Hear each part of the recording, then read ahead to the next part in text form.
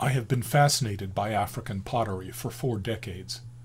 I first went to West Africa as a young Peace Corps volunteer assigned to the National Arts Center in Ouagadougou to organize their pottery section. I immediately discovered that the potters in Burkina Faso were already extremely skilled, and so I devoted my effort to learning how they make pottery and inviting them to come to the Arts Center to work and demonstrate their skills for visiting tourists. As an art historian, I also discovered that across the continent, African potters create an enormous range of shapes and sizes, textures and patterns, and sorts of colors of pottery. They quickly fashion closed containers for storing water or grain, more open containers for cooking, small containers for holding palm wine or millet beer, large containers that never are moved, that are used to store the family's harvest. Some of these jars are heavily decorated with modeled shapes and patterns, and then used as shrine pots for religious celebrations. Others become darkened with decades of soot as they sit on the open hearths in women's kitchens. African potters understand as fully as Western potters do the almost magical plastic quality of clay, and that can be prodded, pushed, squeezed, molded, twisted, and pulled into unlimited shapes.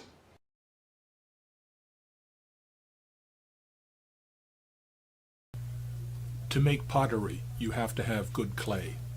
All across Africa, potters know where there are good veins of uniform clay that is free from foreign materials. Sometimes the women themselves go out to collect the clay, but often they send their children with baskets. They must be very careful when digging the clay not to dig back so far into the bank that the heavy earth on the surface collapses on top of them. They carry the heavy clay back to the workshop, where they may let it dry.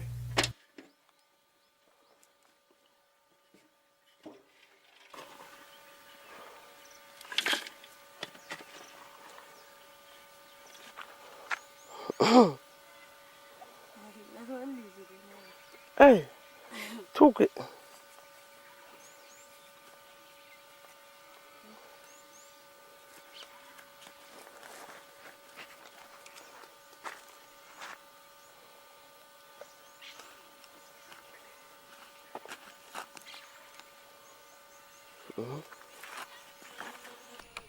A slide. Sometimes if the holes are so big that they cannot sustain their weight, the weight of the overburden, they collapse. And sometimes the potters put their lives at risk.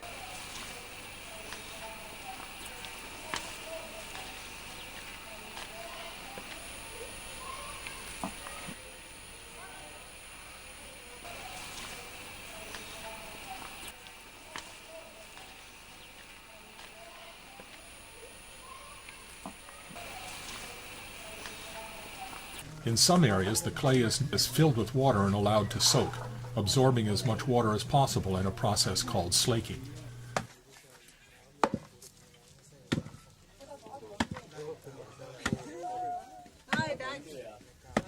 They break the clay up into small chunks and place it in a mortar, and then pound it with a pestle to turn it into powder.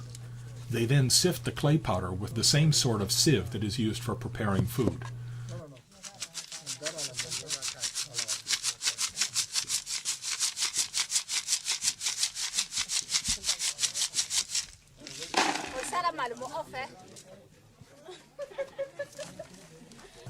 In another area of the compound, potters or their children may be smashing up old broken potsherds between 2 stones to produce a grainy material which is called grog. This is clay that has already been fired once, and so when it is fired again it will not shrink. The grog is added to the powdered clay, and both are then kneaded together with water to produce the clay body that can be used for making pottery. Here you see one of the daughters of the family whose job it is to knead the clay by foot. She systematically circles, kneading the clay, and then adds new fresh powder and kneads again.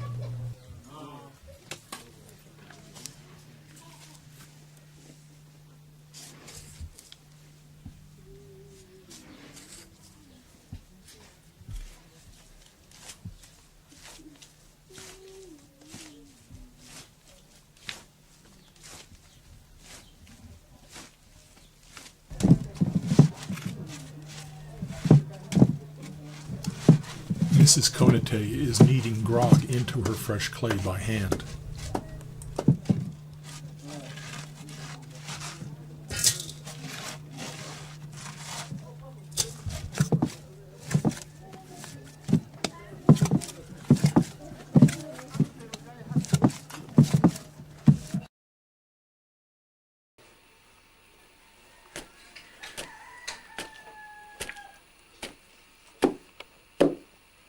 Among the Igbo peoples of southern Nigeria, the clay may be placed in a shallow trough and kneaded into a uniform mass using a pestle.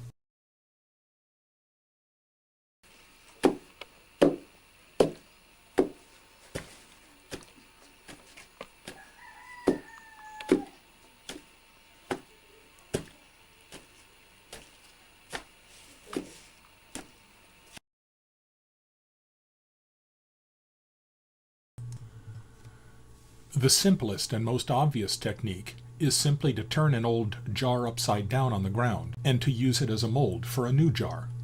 Mrs. Konate in the village of Uri in central Burkina Faso has been making jars for decades. I first photographed her in 1983, and I've been going back to visit her from time to time ever since. The last time I visited her in 2010, she was getting very elderly and frail. She begins by forming a flat pancake of fresh clay, and then she slaps it down over the mold jar. She uses a beater in her right hand to spread the fresh clay out over the mold jar, thinning it and spreading it.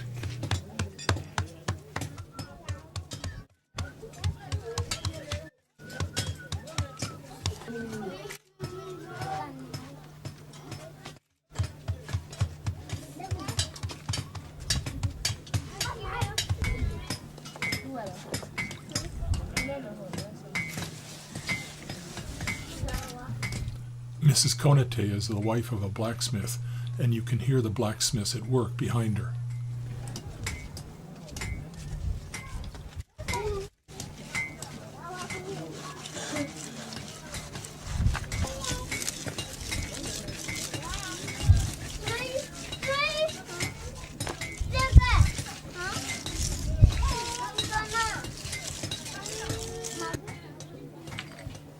She uses a coil of fresh clay to form a ridge around the base and then shapes that with her fingers into a flat bottom that will support the pot when it is placed on the ground.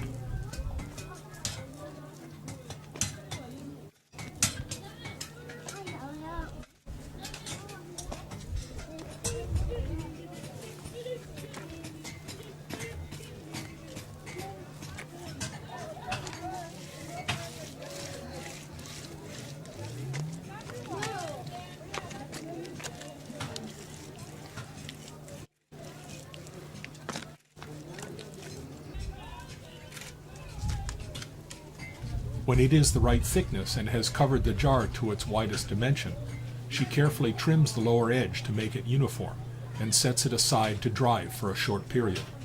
She must be careful not to leave it for too long or it will begin to crack as it shrinks on the mold jar. When it is stiff enough so that it won't deform, she lifts it off, sometimes with the help of another woman in the compound.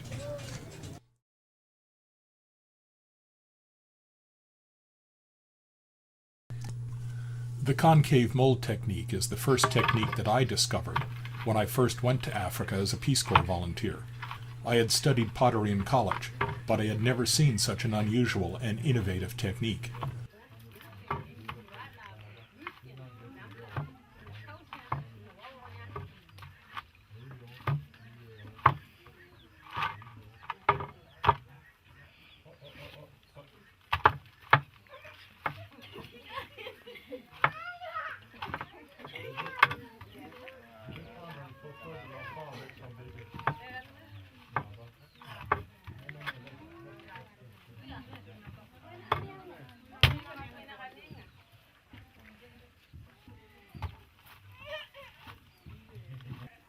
The potter has a shallow depression, or sometimes more than one, in the floor of her workshop, or even in the space she uses as a kitchen, so that she can go from work to cooking after washing her hands. The depression is only about 1/8 of a sphere deep, yet she is able to use it to form a fully spherical jar. She kneads fresh clay into a thick round mass and places it in the mold.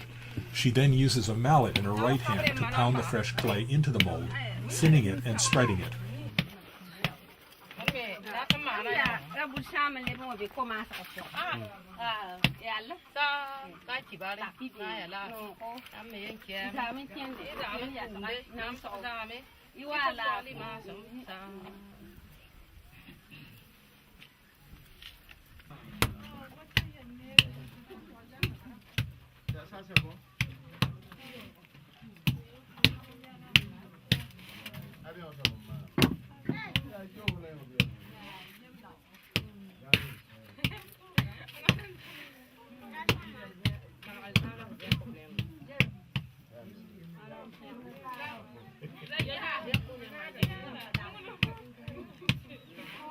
Of course, she quickly fills up the shallow mold, and so she rotates the mass of fresh clay up on edge, exposing part of the shallow mold, and continues to pound. She rotates and pounds, building the spherical jar larger and larger. From time to time, she stops and uses her fingers to consolidate the rough clay around the edge of the opening. Occasionally, when she discovers she has run out of fresh clay, she adds a fresh coil around the rim and continues to pound and rotate.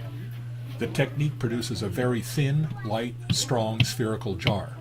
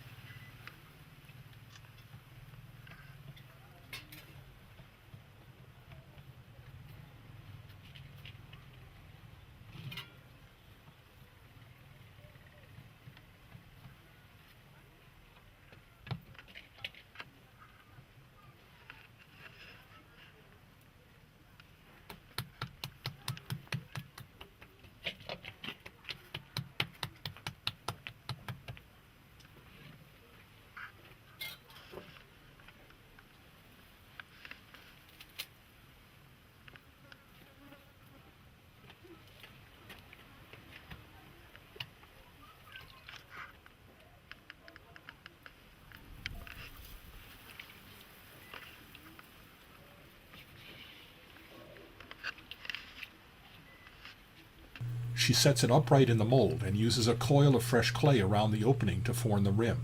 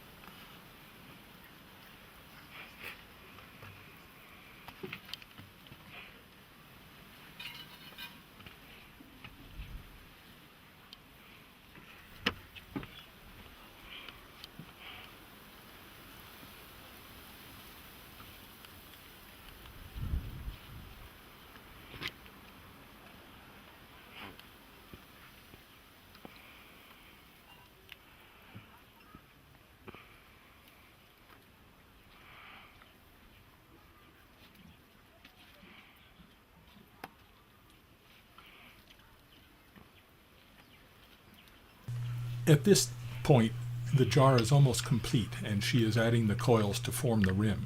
She carefully consolidates the rim and then uses a wet cloth to smooth it.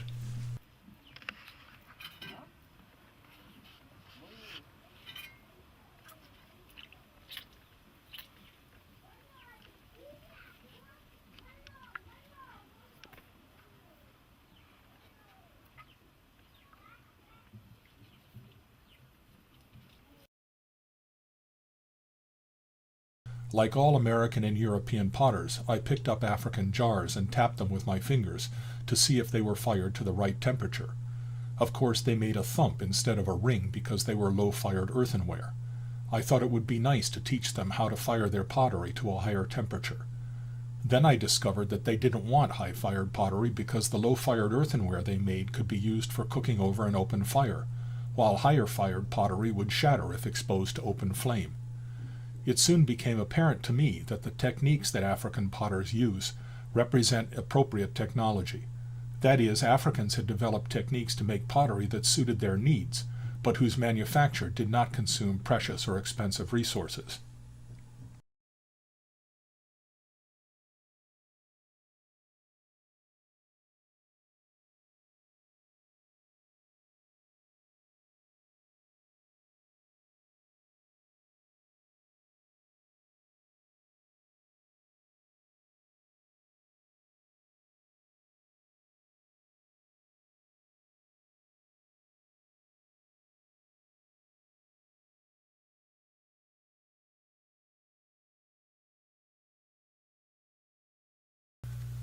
The variations on African pottery shapes, colors, and decoration are almost infinite. In this example from the Nyakusa people in Tanzania, we see large hemispheres of bright red against a cream-colored slip. The sharp joint around the middle portion of the pot makes it appear as if it had been formed in two separate pieces. This pot from the Zande people in northern Congo certainly looks a little bit phallic, and it has wonderful ridges of plastic modeling. This beautiful jar from the Baule people has a rough texture around the lower portion and bands of lizards and snakes below the rim. The Zulu are famous for their elegant black beer jars, which may have incised or impressed patterns or large braised dots, which the Zulu call amasumpa, or warts. The Tutsi people make very elegant, delicate pots which must be used for holding palm wine. I love the contrast in color between the darker neck and the lighter body of the jar. This jar from the Nyanja people in Malawi is similar to the Tutsi jar, except it has a broader neck on a low, round body. The Bamileke people in Cameroon are famous for their large, round jars. This beautiful example has two strings of stylized human figures around the shoulder of the jar. The elegant flaring rim has been modeled by hand, not turned on a potter's wheel. The Mambila live along the Benue River in Nigeria and produce large, powerful jars like this one with 3 handles. Large bumps that look like Zulu warts are modeled into a human figure. The upper portion of this nupe jar is decorated with very stylized human figures that have been scraped into the surface with a narrow comb. This nupe jar with one chamber above the other was probably used as a filter. This small jar from Nigeria has been covered with human and animal shapes. It was almost certainly a shrine pot.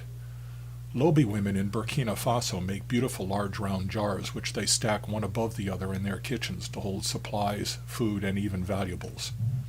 Here, as in many of the jars, the dark color is the result of reduction firing with extra fuel introduced to turn the red iron oxide to black iron oxide. This broad jar from Malawi is decorated with patterns of parallel incised lines. The surface of this Igbo jar has been roughened by using a roulette that is rolled over the surface in the palm of the potter's hand. This jar has been decorated in the same way, but the potter has brilliantly left a few areas unroughened. A beautiful large Idoma jar from just north of the Benue River. Another from the same people with irregular bands of decoration. I personally much prefer this evidence that the jar was actually made by a human hand rather than being decorated with some sort of a mechanical device, as so often happens in the Western world. You see the same use of irregular patterns on this jar from southern Burkina Faso. An amazing jar from the Mama people, with 3 enormous lobes, I would be fascinated to know what such an object was used for. An Igbo jar with fine lines of raised decoration. This jar from Cameroon has been reinforced with basketry applied over the exterior. Many shrine jars have added figures in relief, but the depth of the relief on this Mambila jar is exceptional. And another from the Mambila in Cameroon with very large warts and the human figure. The Bamana people of Mali are masters at producing large round jars for storage. A jar from Nigeria with what appears to be scarification patterns on the abdomen and either an umbilicus or genitalia. The same patterns are more easily visible on this larger jar. Almost certainly a palm wine jar from southern Nigeria. Many of the people along the Benue River produce ancestor pots to be placed on shrines. This jug from the lower Congo may be modeled after a European liquor jug. Another similar jug, but with brilliant addition of 2 human heads. The Songhai people of central Congo are famous for jars like this one with 2 swelling areas, one just below the rim at the shoulder and another on the belly of the pot. A small jar for palm wine with a beautifully modeled human head. A very simple but elegant jar from northeastern Congo. A small dish for serving food with a human head and faces. This large jar from the Bamana people has 2 very different textures, a glossy upper portion and a much more matte lower portion decorated with serpents. This beautiful Zulu beer pot shows the raised warts which they call amasumpa. This is a figurative ancestor pot, and another from the Mambila people.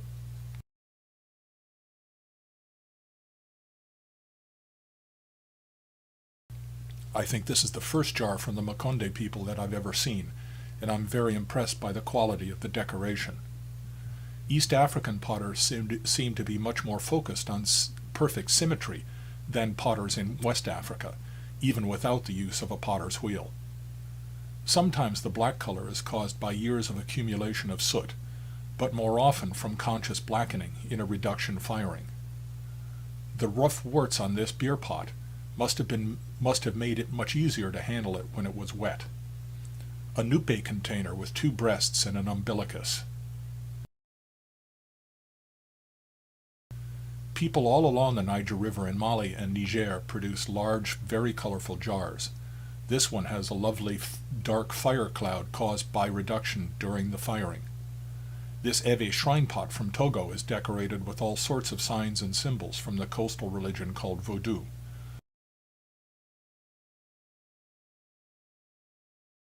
Finally, a lovely jar from Nigeria with a beautiful dark fire cloud produced during the firing.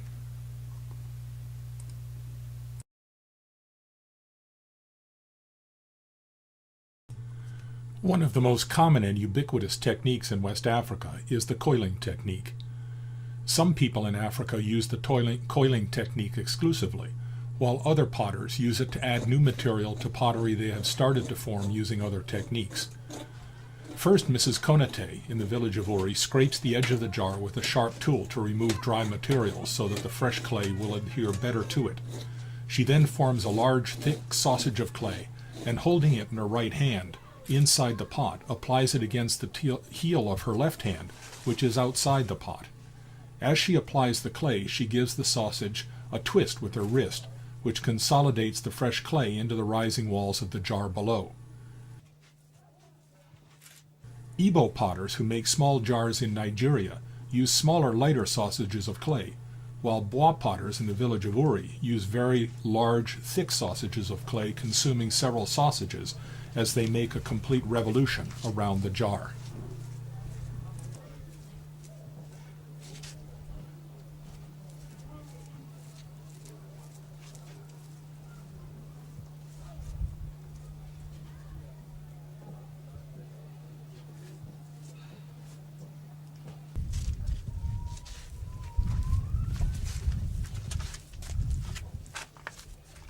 Now she is adding a coil to the exterior, thickening the rim so that she can form it into a large, symmetrical, solid rim.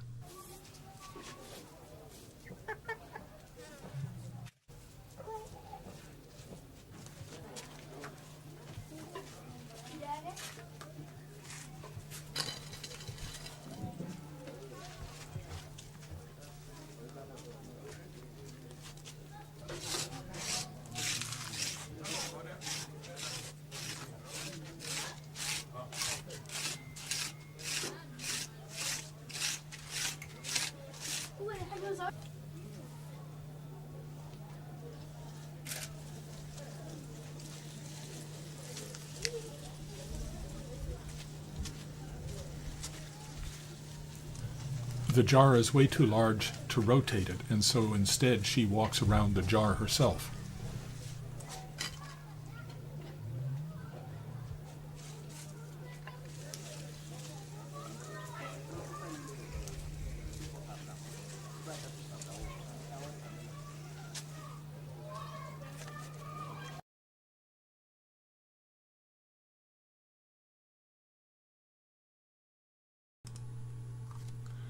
I am sure there are potters in Nigeria who form enormous jars to be used for soaking cassava or brewing some kind of beer.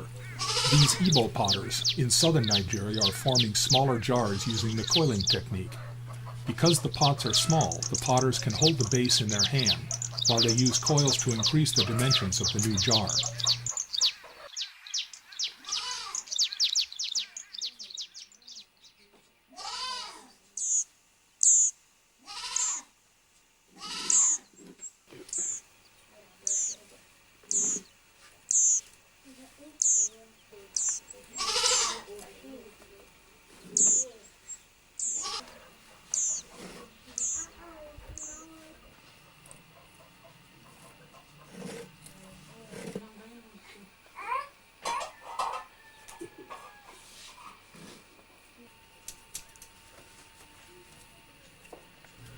Here she scrapes clay from the base up to form the walls of the new jar.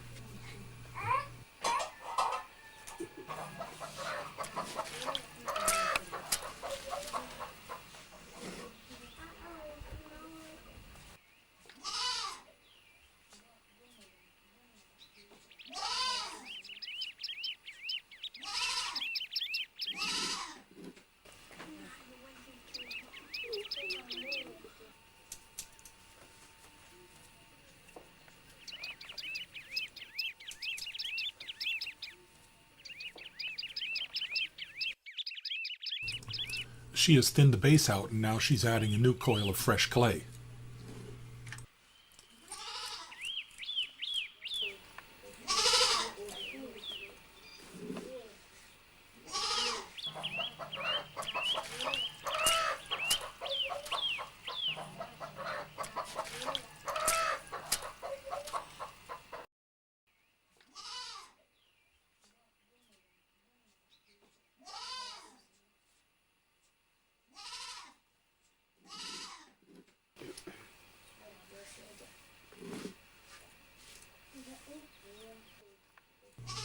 Now she has formed almost half of a sphere.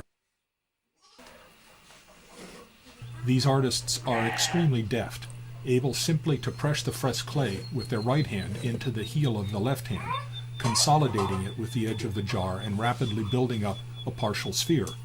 Once the basic shape of the jar has been completed, the potter uses coils to add more material, building the walls of the jar up higher and higher, and scraping them with a shell to spread and thin them.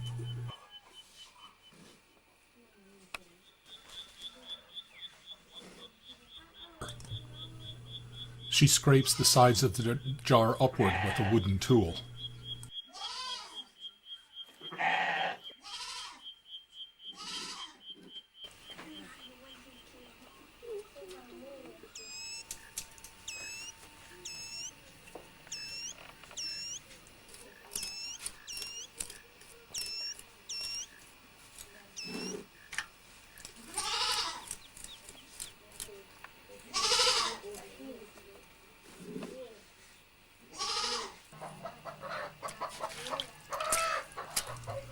She's working on the inside of the jar with the knuckles of her right hand, and so she supports the walls of the jar on the outside with her left hand.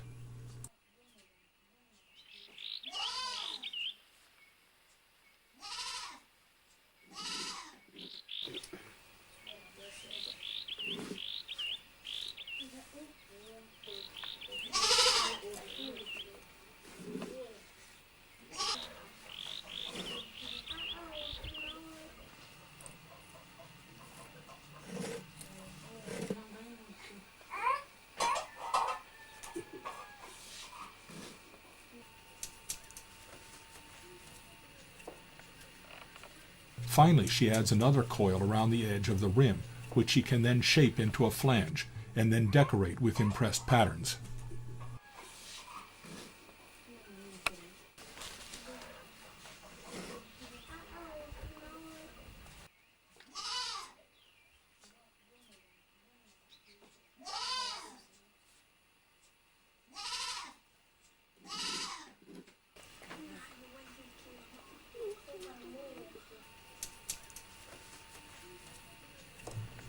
She smooths the interior of the jar with a shell.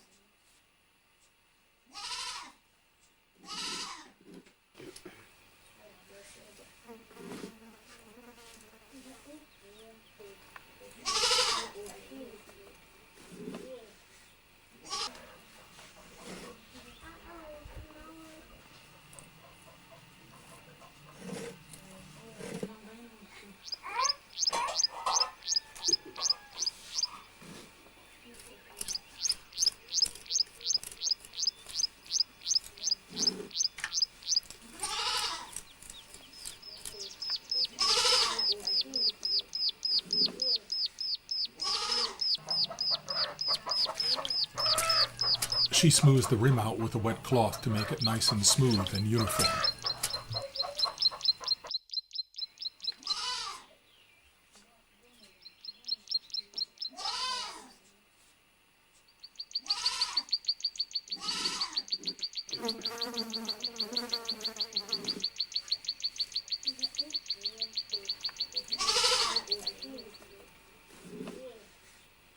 Now she begins to impress small, delicate patterns on the flared rim.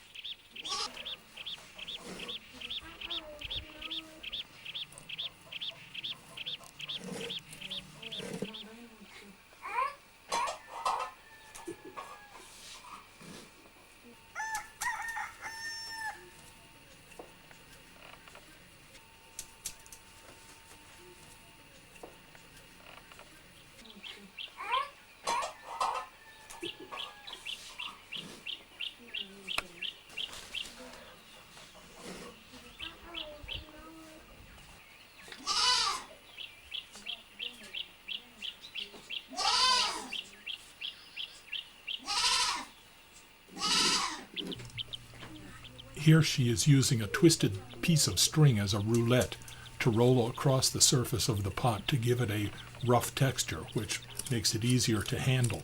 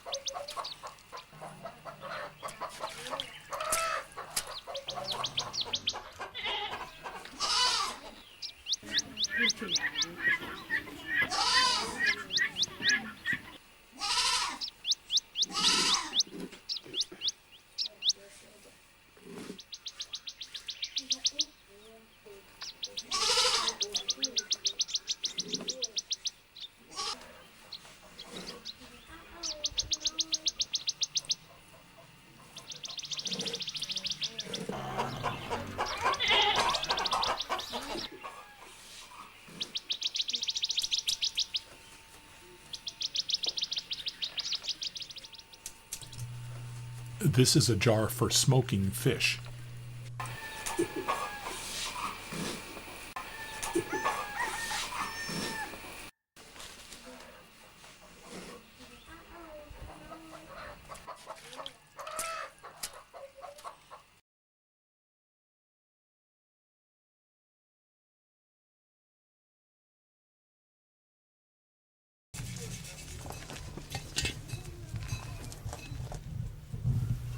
Until I met Maria Cafando in 2001, I thought I had seen all of the variations of pottery making available in Burkina Faso.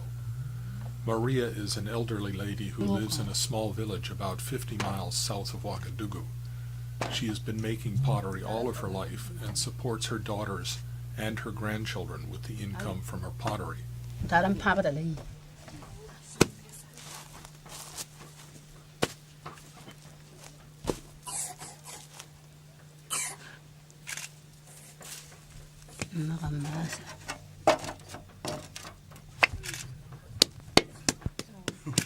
She begins, of course, by kneading the clay and then uses the convex mold technique to form a half of a sphere.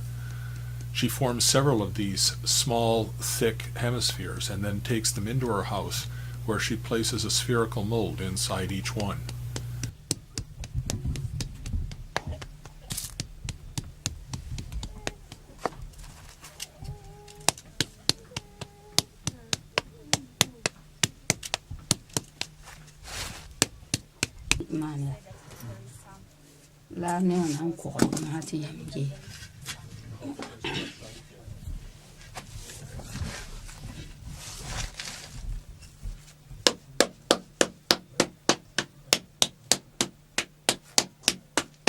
She uses a mallet in her right hand to thin the clay out and spread it over the mold, but she does not stop when she reaches the widest part of the mold.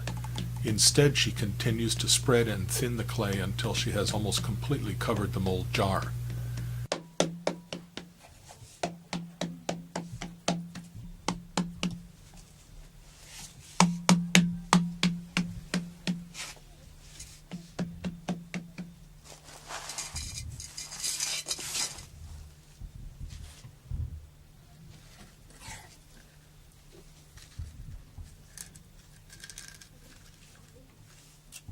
At this point, her technique becomes truly interesting because she performs 4 small episiotomies around the edge of the new jar and removes the mold from the interior. She folds the edges of the incisions on top of each other and then inserts a smaller mold inside the new jar and begins to tap again, repairing the tears.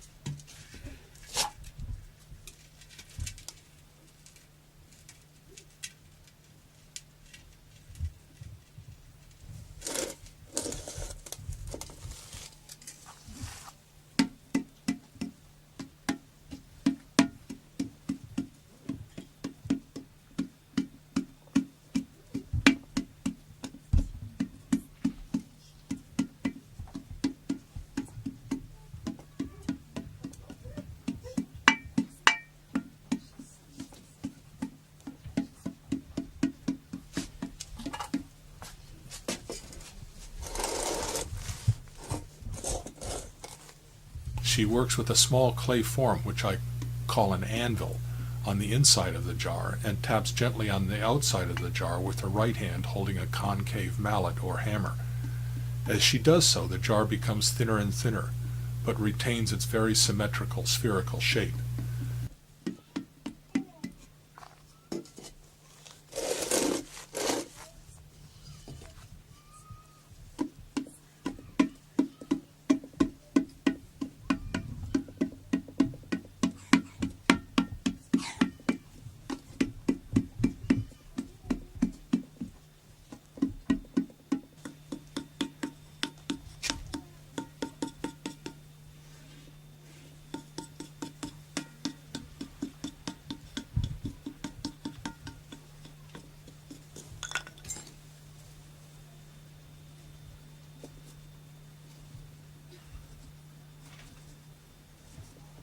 She carefully trims around the rim of the jar to even it out.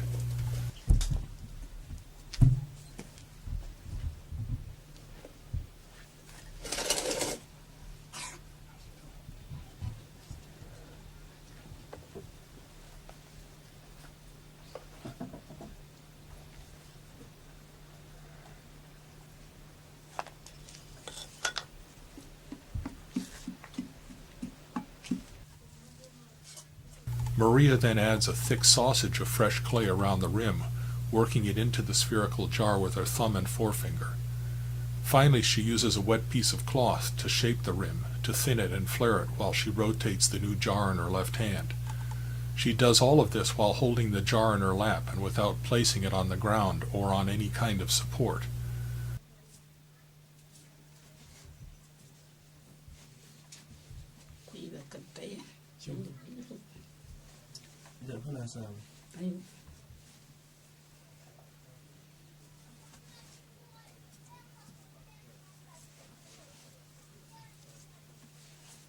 I mean, to matter, I was always into watching the front door.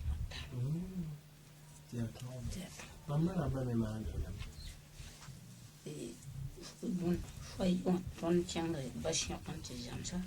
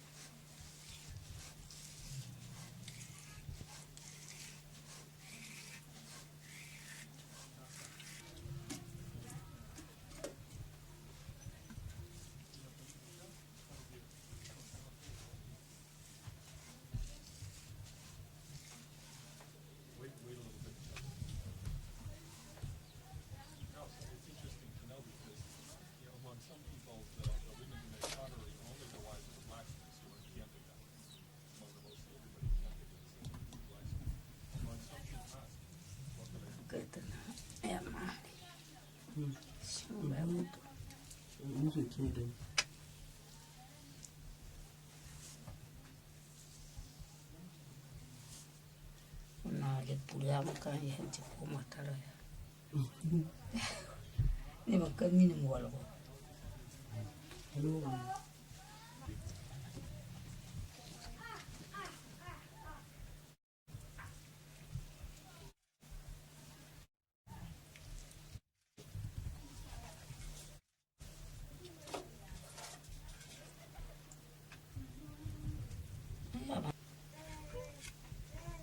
The next day, when the jar has dried sufficiently, she takes it out into a courtyard and fills in any low spots or blemishes with fresh clay and rubs the entire jar smooth with a necklace of strung baobab seeds.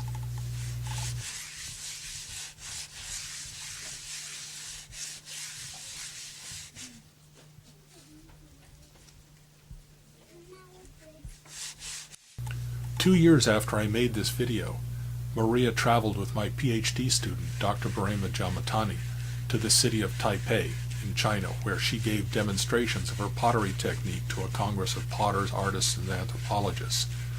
At the end of the trip, she was quite exhausted and happy to return home. A woman who had barely left her village before traveled all the way to China and back on Air France, and stayed in a luxury hotel.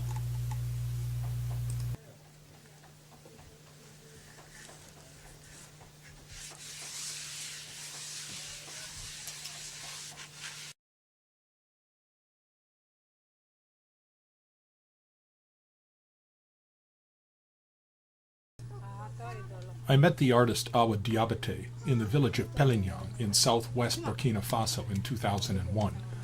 She is a member of a group of artists called Jelly, whose husbands are leatherworkers. There were several related men in this village, along with a large number of wives, all of whom were skilled potters.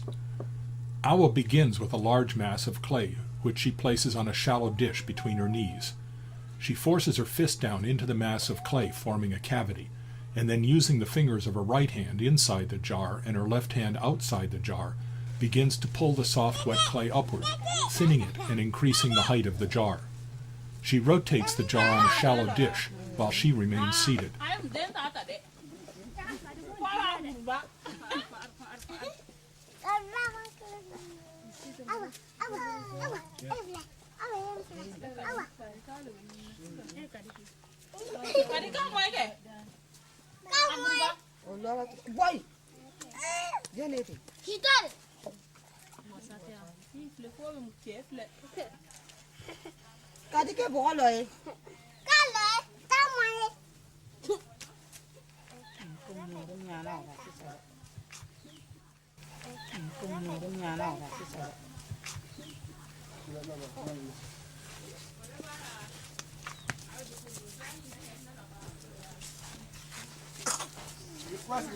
When she has increased the height as much as she can with the material with which she started, she adds more clay by using a fresh coil.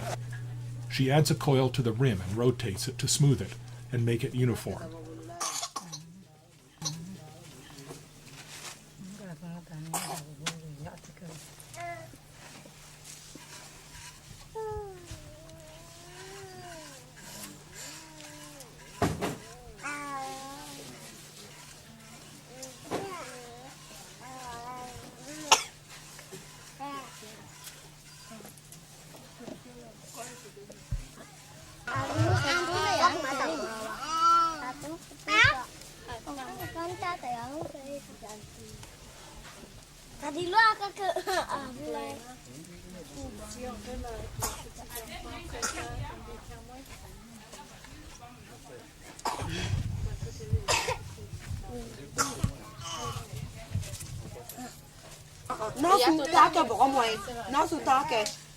As she forms the rim, she rotates the pot as if it were on a potter's wheel.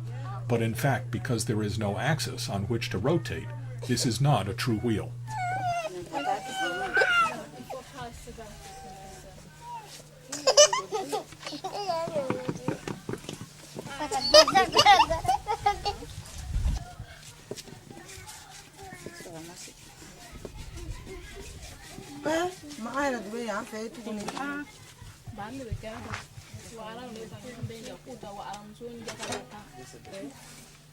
She turns the jar upside down and using a sharp ring of raffia midrib, she scrapes away excess clay, thinning the clay body.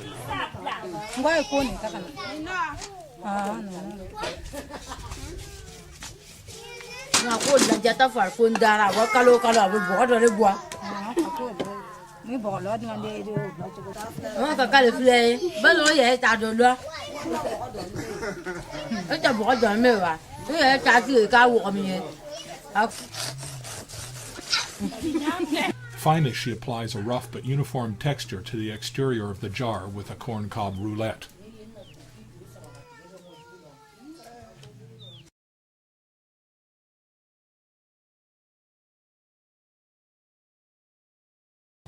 Ashanti potters use the very same technique as the potters in western Burkina Faso, with the major exception that they form the top half of the pot completely before they turn it upside down and finish the pot from the bottom upwards. On this rainy day in Kumasi, I only had time to video the first half of pottery production, which was the forming of the upper half of the jar. Had I been able to stay, and had it not been raining, I would have filmed her completing the pot upside down.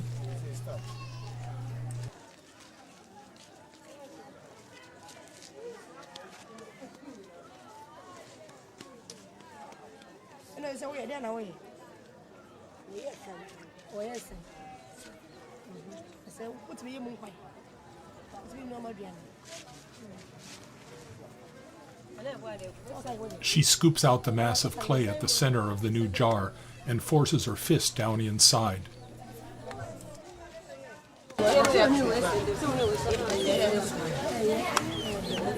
Now she pulls the clay from the inside of the jar with her right hand upward to form the upper walls of the jar.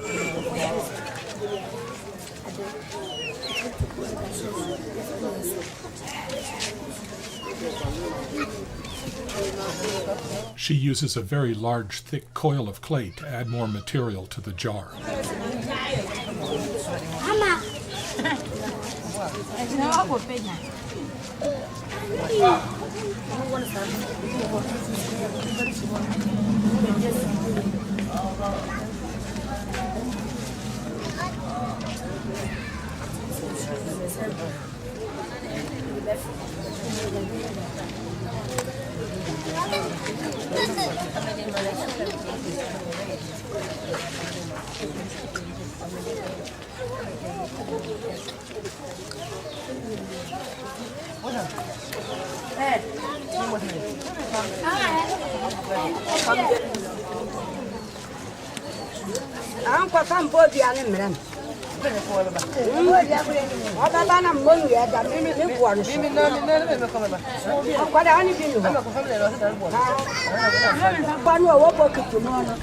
Are you coming? You can hear the rain on the plastic that covers my camera.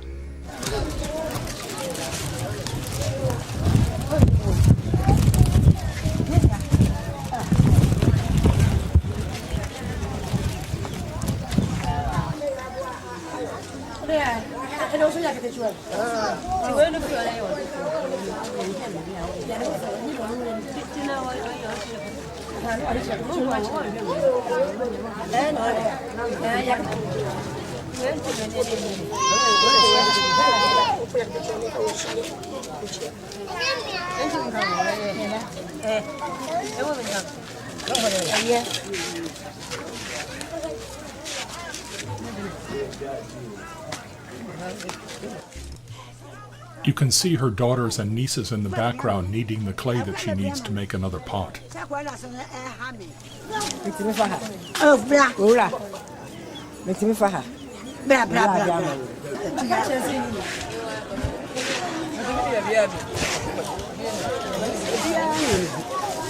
She uses a dried corn cob to smooth the exterior of the jar into a uniform surface.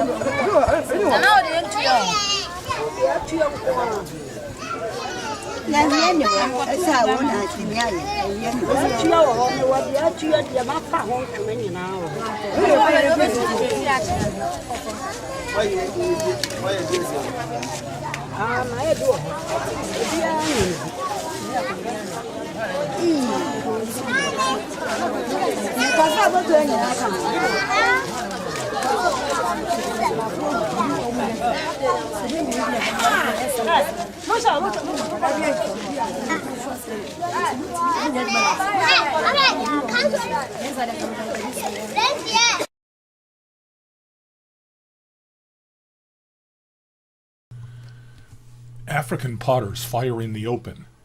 With the exception of modern potters who have been taught Western techniques by visiting technicians from Europe or America, African potters do not use kilns, but either fire on the flat ground or in a very shallow depression. Occasionally, potters will construct low circular walls in which they place their pottery, and the walls keep extra cold air from blowing into the firing.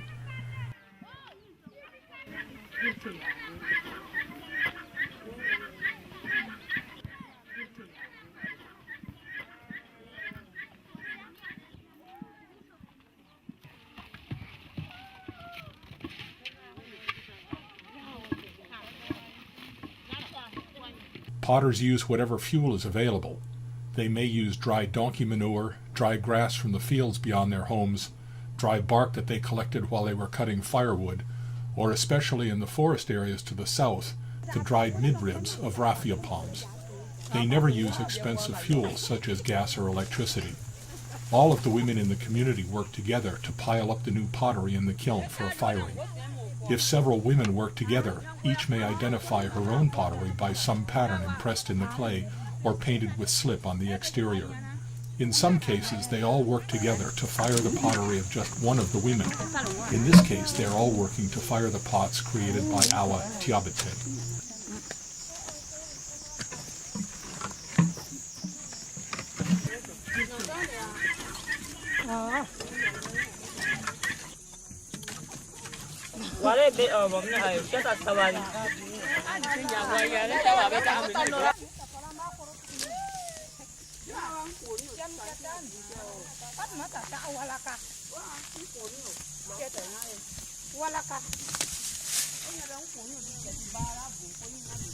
Awa Diabete is wearing a green and white checked skirt.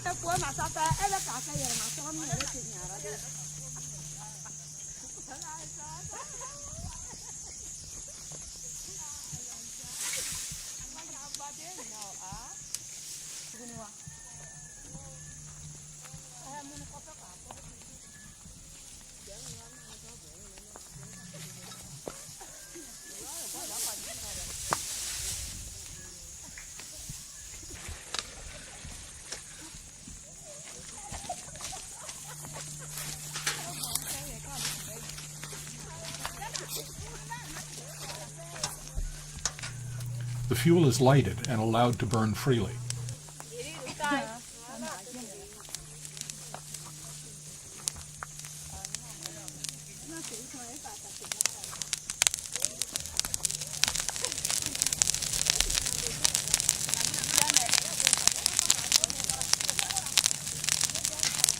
In Pellingham, you see some of the women throwing pails of water on the firing to try to slow down the burning so that it doesn't get too hot too rapidly. They also take care not to let the fire spread to the neighboring brush. In a short time, the fuel has been reduced to a very thick blanket of red-hot ash. The pottery bakes underneath this for some time until it is a bright glowing red. While it is still hot, the potters hook out the pottery and dip the hot pottery in a kind of vegetable soup made of boiled up acacia seed pods. This process drives excess carbon deep into the body of the hot pottery, turning the jars from a bright red to a dark brown. This is very similar to techniques used in Japan and America, which are called raku. The process makes the pottery more suitable for cooking over an open fire and makes jars more waterproof. The process turns the red ferric iron, Fe3, into black ferrous iron, Fe2.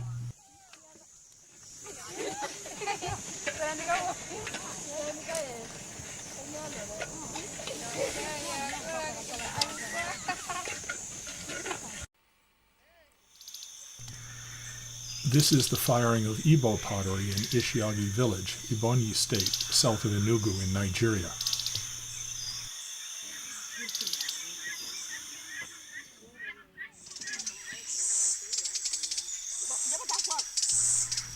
The firing has been completed and the potters are removing the red-hot pottery.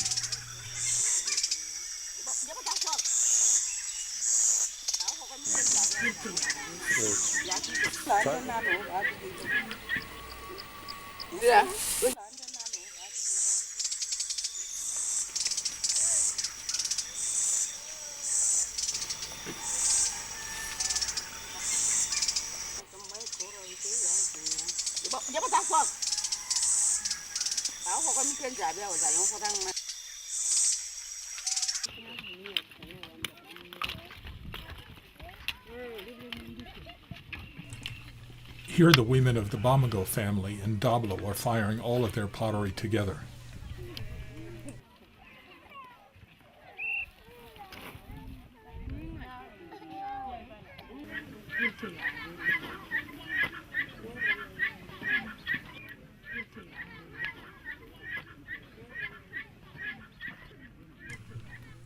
Mrs. Bamago poses with her pots.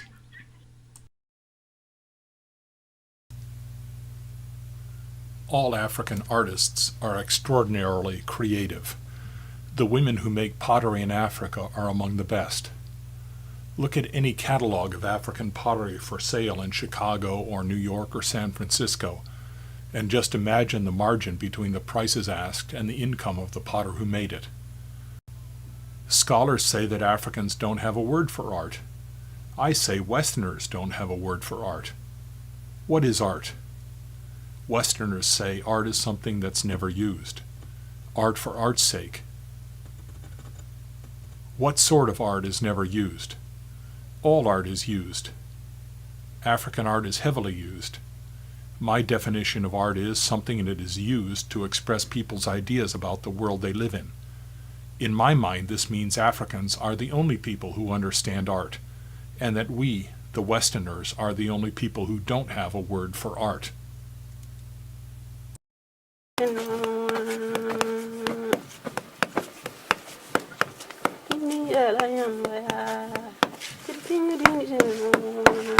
Pottery.